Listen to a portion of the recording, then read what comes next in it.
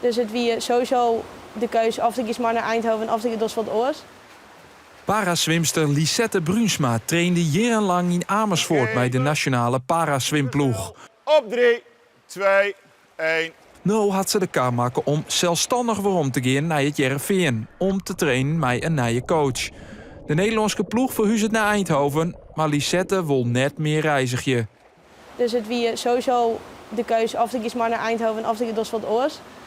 En ik vind Eindhoven is wel heel fier van mijn familie en mijn vrienden. En ik wil eigenlijk daar aan een nieuwe omgeving. Na 8 jaar trainen bij het team. Dus ja, het is gewoon iets nice en dat is wennen. Maar ja, als je iets nice, naar je prestaties wil leveren, moet je ook naar je dingen van.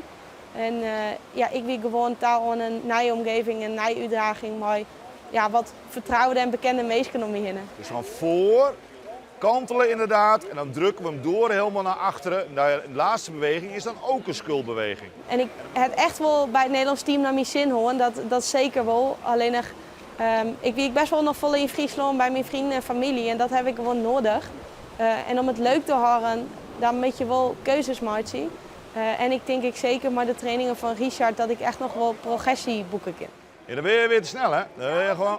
Richard Koehoorn is al jaren trainer van HZMPC, de zwemclub op het Heerenveen. Hij had er nou in een Paralympisch zwemkampioen bij. Dat Lisette Voslijn Blien is, betekent net dat de training bot verloren worden had.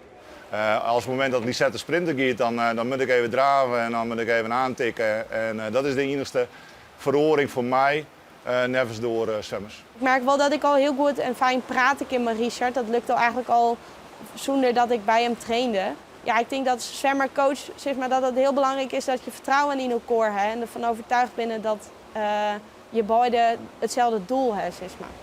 En wat dat doel is duidelijk. Lisette is de regerend Paralympisch kampioene op de 400 meter vrije slag. En ze wil die titel graag prolongeren bij de Spelen van 2028. Aan voorkeur leid ik op de 400 meter. De kersen nog wel wat winnen. Dus ons doel is om de komende trial hier om daar te bouwen dat zij daar hopelijk weer op Olympische Spelen. Maar eenzelfde resultaat hebben we stiert.